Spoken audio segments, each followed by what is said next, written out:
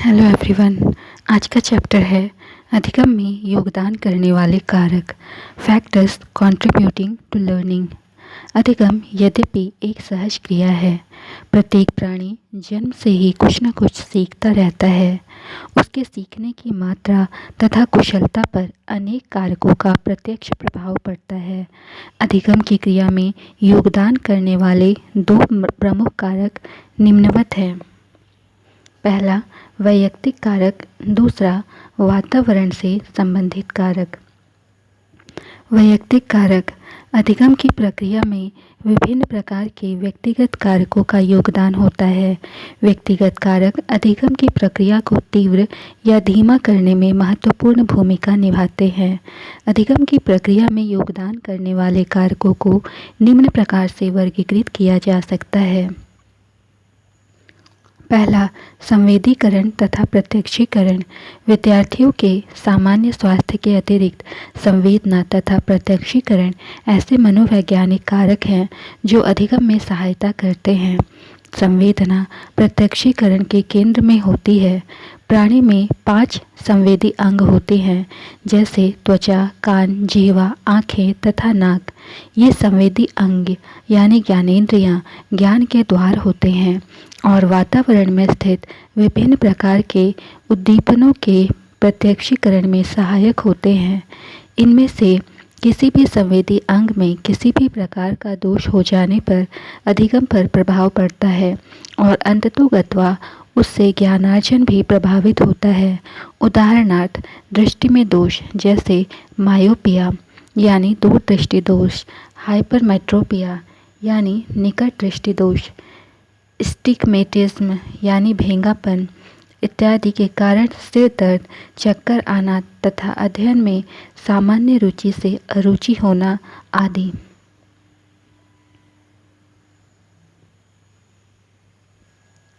दूसरा, शारीरिक क्रियाशीलता।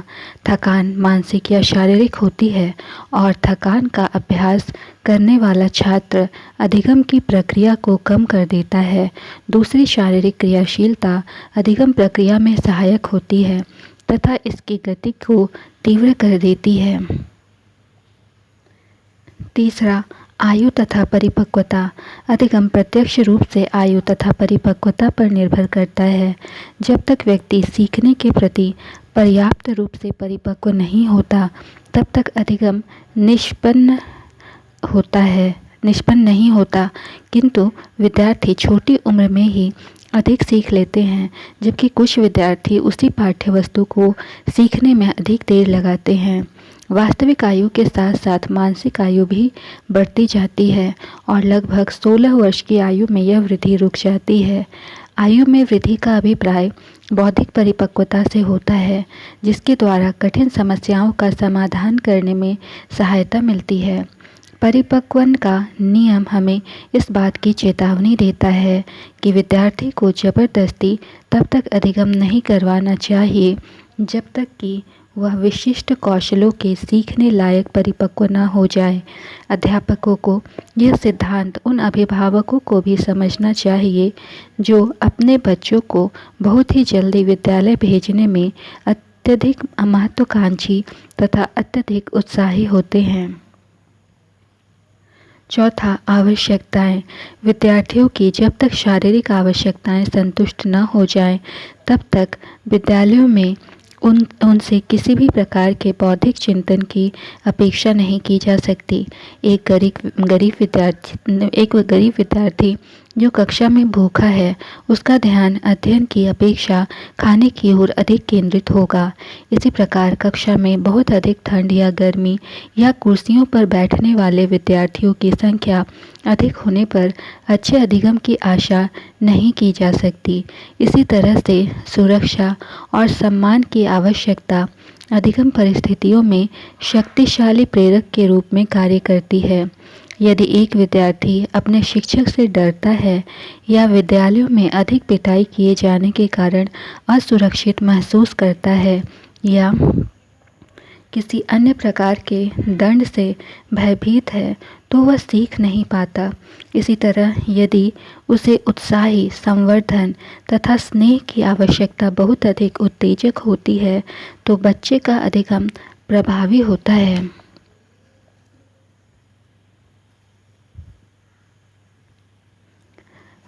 5वां, व्यक्तिगत रुचियाँ। व्यक्तिगत रुचियाँ भी अधिगम प्रक्रिया में योगदान करने वाला एक महत्वपूर्ण कारक है। यदि किसी क्रियाकलाप में छात्र की रुचि उत्पन्न हो जाए तो शिक्षक उस दिशा में अधिक प्रयास कर सकते हैं। प्रयास किए बिना सीखना संभव नहीं है। यदि विद्यार्थी शिक्षक के शिक्षण एवं कला के क्रियाकलापों में रुचि लेते हैं तो वे कभी भी अवरोध, थकान तथा ऊब महसूस नहीं करते। प्रायः ऐसा देखा गया है कि वास्तव में थकान अधिगम क्रियाओं में रुचि की कमी से पैदा होती है। अधिक मात्रात्मक तथा अच्छी गुणवत्ता के अधिगम की प्राप्ति हेतु विद्यालयों में रुचि का अवलंबन लेना आवश्यक है। 6, बुद्धि। अधिगम प्रक्रिया में बुद्धि एक महत्वपूर्ण कारक है। बुद्धि, जो बुद्धि परीक्षा के आधार पर IQ के रूप में निर्देशित की गई है, सीखने से संबंधित होती है। प्रायः वे विद्यार्थी जिनका IQ अधिक होता है वे जल्दी सीखते हैं, लेकिन विद्यार्थी का उच्च IQ होने मात्र से यह गारंटी नहीं होती कि उसका सीखना भी तेजी से होगा, बल्कि विद्यार्थी की आवश्यकताएं, रुचियां, अभिप्रेरणाएं तथा सिखाई जाने वाली विधियां भी महत्वपूर्ण होती है। 7वां, अभिवृत्ति। अधिगम की प्रक्रिया विद्यार्थी की अभिवृत्ति में भी प्रभावित होती है। यदि वह पढ़ाई जाने वाली वस्तु के प्रति सजग हो तथा उसके प्रति रुचि रखता हो तो वह निश्चित रूप से इसके प्रति उचित अभिवृत्ति रखेगा। ऐसी अभिवृत्ति उसे अधिगम परिस्थितियों को जल्दी, प्रसन्नतापूर्वक, कम समय में तथा प्रभावी ढंग से सीखने में सहायता करता है।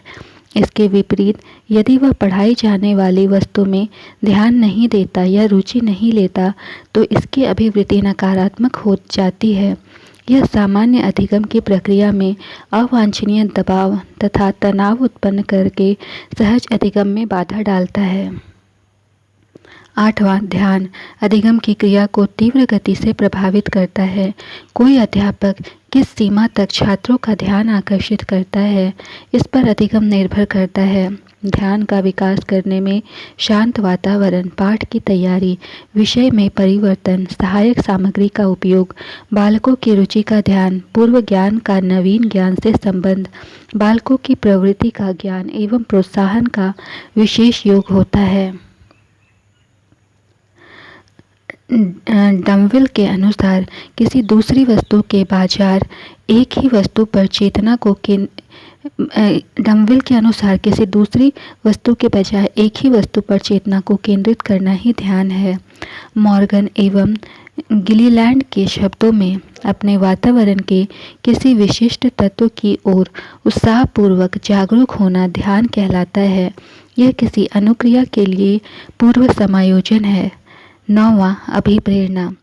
अधिगम को गति प्रदान करने तथा उसे सफल बनाने में अभिप्रेरणा की भूमिका महत्वपूर्ण है। मेहरान के टॉमसन के शब्दों में छात्र की मानसिक क्रिया के बिना विद्यालय में अधिगम बहुत कम होता है। सबसे प्रभावशाली अधिगम उस समय होता है जब मानसिक क्रिया सर्वाधिक होती है। अधिकतम मानसिक क्रिया प्रबल अभिप्रेरणा के फलस्वरूप होती है। इसलिए प्रभावशाली अधिगम के लिए अभिप्रेरणा अत्यंत आवश्यक है। हैरिस ने इसलिए कहा है, अभिप्रेरणा की समस्या शिक्षा, मनोविज्ञान तथा कक्षा भवन की प्रक्रिया दोनों के लिए केंद्रीय महत्व की है। कैले के शब्दों में अभिप्रेरणा अधिगम प्रक्रिया के उचित व्यवस्थापन में केंद्रीय कारक होता है। किसी प्रकार की सभी अभिप्रेरणा सभी प्रकार के अधिगम में अवश्य उपस्थित रहनी चाहिए। वातावरण से संबंधित कारक। अधिगम प्रक्रिया में विभिन्न प्रकार के वातावरण संबंधी कारकों का योगदान होता है। गर्भकाल के समय से ही बच्चे पर वातावरण का प्रभाव पड़ता है। माँ की शारीरिक, मानसिक, संवेगात्मक दशाएं माँ के गर्भ में भ्रूण के विकास को प्रभावित करती हैं। बच्चे के जन्म के बाद से बाह्य वातावरण प्रारंभ होता है। बाह्य वातावरण घर, विद्यालय तथा पास पड़ोस के चारों ओर के वातावरण से संबंधित होता है। इन स्थानों में बच्चा परिवार के सदस्यों, अध्यापकों, साथियों, सहपाठियों, पड़ोसियों के साथ अंतःक्रिया करता है तथा उनके साथ संबंध स्थापित करता है। समाज के सदस्य तथा अपने चारों ओर के सदस्यों के साथ के संबंधों का बच्चे के विकास तथा सीखने के ढंग पर प्रभाव पड़ता है।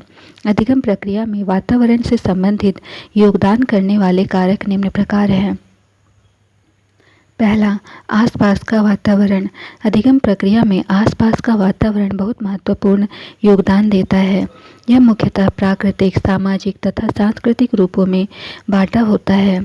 पहला, प्राकृतिक वातावरण। प्राकृतिक वातावरण के अंतर्गत जलवायु तथा वायुमंडलीय दशाएं आती हैं। ये दशाएं अधिगम को प्रत्यक्ष रूप से प्रभावित करती हैं। यह पाया गया है कि अधिक ताप तथा आर्द्रता मानसिक क्षमता को कम करते हैं, जिससे अधिगम प्रक्रिया रुक जाती है और दूसरी ओर गर्म स्थानों में रहने वाले व्यक्तियों की बौद्धिक निष्पत्ति तथा सृजनात्मकता बहुत कम होती है। इस तरह सुबह का समय हमेशा ही जटिल कार्यों को करने के लिए उचित माना जाता है। आर्द्रता तथा तापमान के बढ़ने के कारण मानसिक क्षमता कम हो जाती है। अतः हम कह सकते हैं कि अधिगम प्रक्रिया में प्राकृतिक वातावरण एक महत्वपूर्ण कारक है। तीसरा, सामाजिक वातावरण। घर, विद्यालय तथा बच्चे के आवासीय वातावरण से संबंधित होता है। घर की भौतिक दशाएं जैसे बड़ा परिवार, छोटा परिवार, अपर्याप्त संवातन यानी वेंटिलेशन, अनुपयुक्त प्रकाश, अधिक या कम तापमान, रेडियो तथा टेलीविज़न के प्रयोग के कारण शोरगुल वाला घर, शोरगुल वाला पड़ोस, लगातार संबंधियों तथा मित्रों का आगमन विद्यार्थी के बौद्धिक अधिगम को प्रभावित करता है। तीसरा, सांस्कृतिक पर्यावरण। संस्कृति का प्रभाव सामाजिक तथा शैक्षिक संस्थानों में प्रतिबिंबित होता है। इसलिए बच्चों का सीखना संस्कृति की मांग तथा अपेक्षाओं के ऊपर बहुत कुछ निर्भर करता है। उदाहरण के लिए, एक कृषि आधारित समुदाय की शैक्षिक प्रक्रियाएं उन कौशलों के विकास पर केंद्रित होती हैं जो कृषि समुदाय के लिए आवश्यक होती है। दूसरा, अध्यापक के साथ संबंध। अधिगम प्रक्रिया में शिक्षक एक महत्वपूर्ण घटक है। वह विद्यार्थी के व्यवहार निर्माण में महत्वपूर्ण भूमिका अदा करता है। वह जिस तरह पढ़ाता है तथा कक्षा में विद्यार्थी की व्यवस्था जिस प्रकार करता है, उसका उनके अधिगम पर प्रभाव पड़ता है। अतः यदि एक विद्यार्थी के संबंध शिक्षक से अच्छे होंगे तो इस प्रकार का वातावरण अधिगम में सहायक होता है। तीसरा, अभिभावकों के साथ संबंध। विद्यार्थी की अधिगम प्रक्रियाओं में माता पिता के साथ संबंध भी महत्वपूर्ण भूमिका अदा करता है। यदि बच्चे तथा माता पिता के संबंध आपसी सम्मान और विश्वास पर आधारित होते हैं तो वह बच्चों को अच्छा स्वस्थ वातावरण प्रदान करते हैं, जिसके फलस्वरूप बच्चा अधिक सीखता है। दूसरी ओर विघटित तथा अस्वस्थ वातावरण विद्यार्थी के अधिगम में विपरीत प्रभाव डालता है। विद्यार्थी के सीखने में ऊर्ध्वगामी गतिशीलता सीखने में प्रतिरोध उत्पन्न करती है। ऐसे परिवारों में बच्चे अपने आप को असमायोजित महसूस करते हैं। अतः अभिभावकों के साथ अच्छा संबंध एक ऐसा वातावरण तैयार करता है जो अधिगम प्रक्रिया में सहायक होता है। चौथा, साथियों के साथ संबंध। मित्र मंडली के साथ स्वस्थ संबंध भी अधिगम में एक अच्छे वातावरण के निर्माण हेतु महत्वपूर्ण भूमिका अदा करते हैं। कक्षा, विद्यालय तथा समाज में विद्यार्थी के बीच के संबंध एक विशेष प्रकार के संवेगात्मक वातावरण का निर्माण करते हैं। यह वातावरण उनके आपसी संबंधों पर निर्भर करता है। अच्छे सौहार्दपूर्ण आपसी संबंध कक्षा में अधिक सीखने तथा अधिक प्रतिस्पर्धा करने में तनाव मुक्त वातावरण का निर्माण करते हैं। पांचवा, संचार माध्यम। संचार माध्यम सूचनाओं के आदान प्रदान का एक महत्वपूर्ण घटक है जो अधिगम प्रक्रिया के अंतर्गत एक अच्छे वातावरण को तैयार करने में अपना विशेष योगदान दे सकते हैं। संचार माध्यमों से अधिगम को सुगम बनाया जा सकता है। संचार माध्यम मुख्यतः दो प्रकार के होते हैं। मुद्रित तथा अमुद्रित संचार माध्यम। मुद्रित संचार माध्यम कम खर्चीले होते हैं तथा एक अच्छे शैक्षिक वातावरण को तैयार करने में इनका योगदान प्रारंभ से ही लिया जा रहा है। दूसरी ओर अमुद्रित संचार माध्यम महंगे होते हैं, लेकिन अधिगम प्रक्रिया को सहज बनाने में इन्होंने काफ़ी योगदान दिया है। उदाहरण के लिए फिल्म तथा उद्दीपनों का प्रयोग प्रायः विद्यार्थियों को वास्तविक जीवन या प्रयोगशाला जैसी अधिगम परिस्थितियाँ प्रस्तुत करने के लिए किया जाता है। छठा, सामाजिक वंशक्रम का ज्ञान। वंशानुक्रम का महत्व इस दृष्टि से और भी अधिक बढ़ जाता है कि बालक को अपने पूर्वजों से जहाँ एक ओर जैविक वंशक्रम की जानकारी प्राप्त होती है, वहीं दूसरी ओर अपने पूर्वजों के सामाजिक वंशक्रम का भी ज्ञान होता है। इस प्रकार बालक को अपने पूर्वजों के आदर्शों पर चलने की प्रेरणा मिलती है। वह उनके जीवन से बहुत कुछ सीखना चाहता है तथा उनके चरित्र को अपना आदर्श मानकर तदनुसार कार्य करके महान बनने का प्रयास करता है। सातवां, कक्षा का भौतिक वातावरण। कक्षा का भौतिक वातावरण छात्रों के अधिगम को प्रत्यक्ष रूप से प्रभावित करता है, क्योंकि वातावरण के अंतर्गत प्रकाश, वायु, कोलाहल आदि आते हैं। इस प्रकार यदि कक्षा में छात्रों के बैठने की समुचित व्यवस्था नहीं है, कमरों में अंधेरा है, रोशनी तथा हवा का कोई प्रबंध नहीं है, फर्नीचर टूटा फूटा है तथा कक्षा के बाहर कोलाहल मचा रहता है, तो ऐसे स्थिति में छात्रों का मन अधिगम से उचाट हो जाता है। वे थोड़ी देर में थकान का अनुभव करने लगते हैं तथा इन सब बातों से उसके सीखने में बाधा उत्पन्न होती है। आठवां, संपूर्ण परिस्थिति। बालक के प्रभावी अधिगम की दृष्टि से यह अत्यंत आवश्यक है कि उसे एक ऐसी समुचित संपूर्ण परिस्थिति प्रदान की जाए जिसमें सीखने के सभी तत्व तथा दशाएं विद्यमान हो। इसलिए विद्यालय का संपूर्ण व्यवहार परिवेश इस प्रकार से निर्मित किया जाता है जो विद्यार्थी को पूर्ण संतुष्टि प्रदान करे तथा उसकी शैक्षिक उपलब्धि स्तर को ऊंचा उठाने के साथ साथ उसके मनोबल को भी बनाए रखे। विद्यालय की संपूर्ण परिस्थिति कृत्रिम न लगकर स्वाभाविक होनी चाहिए तथा उसका बालक के सामान्य जीवन से भी घनिष्ठ संबंध होना चाहिए। संपूर्ण परिस्थिति का संतोषप्रद होना अधिगम की अनिवार्य शर्त है। नौवां, मनोवैज्ञानिक वातावरण। कक्षा का मनोवैज्ञानिक वातावरण भी छात्रों के सीखने की प्रक्रिया को काफ़ी हद तक प्रभावित करता है। यदि छात्रों में एक दूसरे के प्रति सहयोग, सहानुभूति की भावना है, उनमें आपस में मधुर संबंध है, तो सीखने की प्रक्रिया सुचारू रूप से आगे बढ़ती रहती है। इसके विपरीत यदि कक्षा का वातावरण बोझिल, तनावयुक्त व आतंकित बना रहता है, तो ऐसे माहौल में छात्र घुटन महसूस करता है और शीघ्र ही उसमें कक्षा छोड़ने की प्रवृत्ति उत्पन्न हो जाती है, जो आगे चलकर उसे भगोड़ा छात्र बना देती है। अभ्यास प्रश्न संख्या 1। आपकी कक्षा का एक छात्र गुटखा या सुपारी खाकर कक्षा में आता है। आप निम्न में से किसे उसकी इस हरकत का जिम्मेदार मानेंगे? पहला, उसकी अंतः इच्छा। दूसरा, उसका सामाजिक वातावरण। तीसरा, उसका आपके प्रति द्वेष। चौथा, कक्षा में स्वयं को सबसे अलग दिखाने का उसका तरीका। तो यहाँ ऑप्शन नंबर 2 करेक्ट होगा, उसका सामाजिक वातावरण। प्रश्न संख्या 2, निम्न में से वह कारक जो बालकों में अधिकतम अधिगम प्रसार हेतु आवश्यक है। पहला, अध्ययन के प्रति उसकी वैयक्तिक रुचि। दूसरा, कक्ष में अधिकाधिक कार्य। तीसरा, गृह कार्य की अधिकता। चौथा, लेखन कार्य की अधिकता। तो यहाँ ऑप्शन 1 करेक्ट होगा, अध्ययन के प्रति उसका वैयक्तिक रुचि। प्रश्न संख्या 3, कक्ष में बालकों को एकाग्र करने में सहायक वैयक्तिक कारक है। ऑप्शन 1, भिन्न भिन्न प्रकार के वस्त्र। ऑप्शन 2, शिक्षक का सुव्यवस्थित भाषण। ऑप्शन 3, छात्रों में जिज्ञासा का विकास। ऑप्शन 4, शिक्षक की जोरदार आवाज़। तो यहाँ ऑप्शन 3 करेक्ट होगा, छात्रों में जिज्ञासा का विकास। क्वेश्चन नंबर 4, बच्चों का मस्तिष्क साफ स्लेट की तरह होता है जिस पर समाज जो चाहे लिख सकता है। निम्न में से यह किसका कथन है? ऑप्शन 1 स्किनर, ऑप्शन 2 जीन पियाजे, ऑप्शन 3 लॉकजे, ऑप्शन 4 जी.बी. वॉटसन। तो यहाँ ऑप्शन 3 करेक्ट होगा, लॉकजे। प्रश्न संख्या 5, बच्चों के वैयक्तिक विकास हेतु शिक्षा से संबंधित किस तथ्य पर एक शिक्षक को ध्यान नहीं देना चाहिए?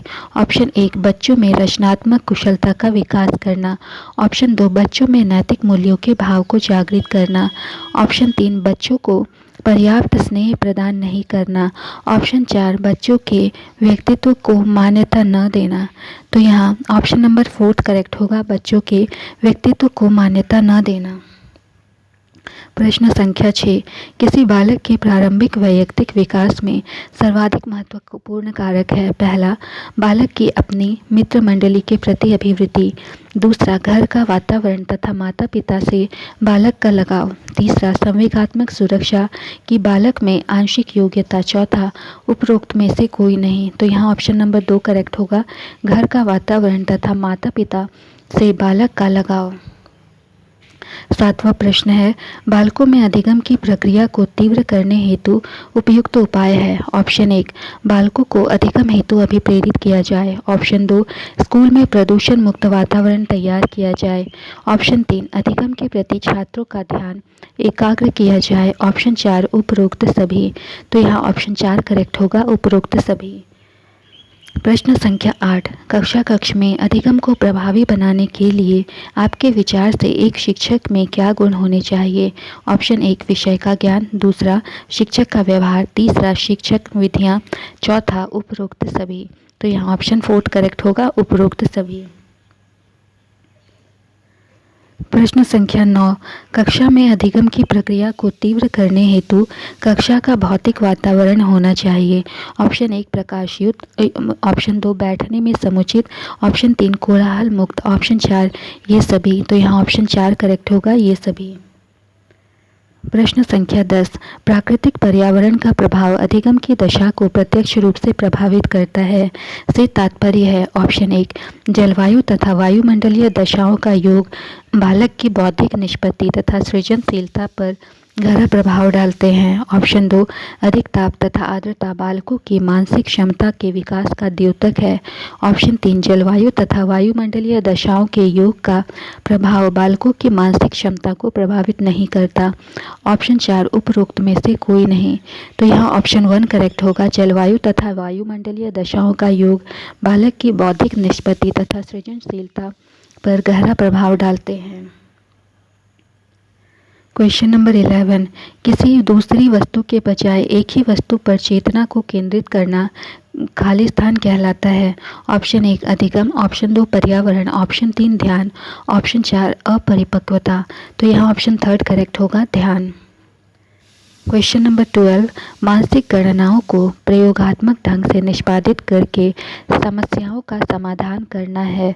ऑप्शन 1 स्मृति कौशल, ऑप्शन 2 प्रत्यक्षीकरण, ऑप्शन 3 रुचि, ऑप्शन 4 शारीरिक क्रियाशीलता। तो यहाँ ऑप्शन 1 करेक्ट होगा, स्मृति कौशल। क्वेश्चन नंबर 13, बालकों में अधिगम की प्रक्रिया में योगदान करने वाला महत्वपूर्ण कारक है? ऑप्शन 1 वातावरण, ऑप्शन 2 अभिप्रेरणा, ऑप्शन 3 बालक की आयु, ऑप्शन 4 ये सभी। तो यहाँ ऑप्शन 4 करेक्ट होगा, ये सभी। प्रश्न संख्या 14, विद्यालय का वातावरण उस उद्यान की भांति है जिसमें ऐसे वातावरण का निर्माण होता है जहां बालक की शक्तियों का स्वाभाविक विकास हो सके। यह मत किसका है? Option 1 Skinner, option 2 Froebel, option 3 Rousseau, option 4 Jean पियाजे। तो यहाँ ऑप्शन 2 करेक्ट होगा, फ्रोबेल। क्वेश्चन नंबर 15, अधिगम को प्रभावित करने वाला शिक्षा से संबंधित कारक नहीं है?